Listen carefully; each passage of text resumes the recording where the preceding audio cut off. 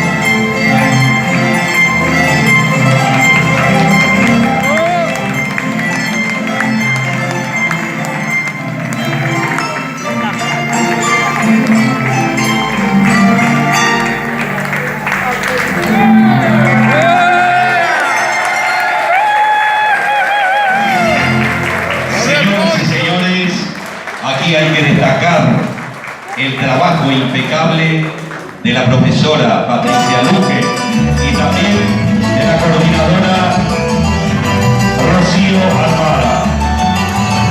Una coreografía única.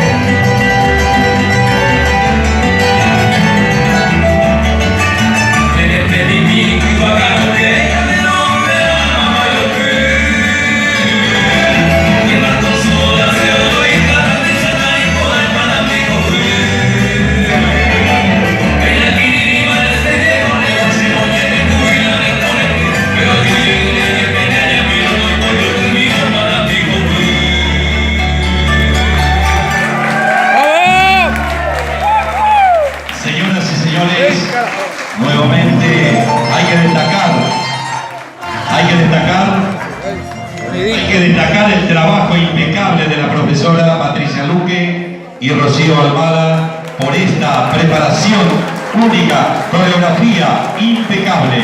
Vamos a saludar a los bailarines, mientras le paso el micrófono a Aurelio, que luego de saludar a todos los bailarines y bailarinas, tiene un anuncio muy importante.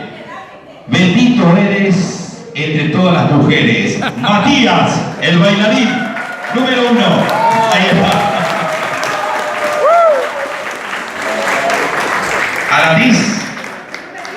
El aplauso para Alanis. Soledad. ¡Vamos, Sol! Abigail. ¡Abi! Patricia. ¡Vamos, Patri! Rocío. ¡Vámonos, sí! Así compone este grupo de danzas paraguayas para mi joven hoy, porque ellos son muchos más, pero realmente impecable el trabajo de la directora Patricia Luque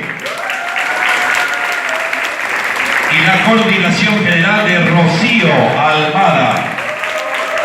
Gracias al señor presidente del Centro Cultural Carlos Antonio López de Quilmes, y lo despedimos con este fuerte y caluroso aplauso al grupo de danzas paraguayas Panampijoul.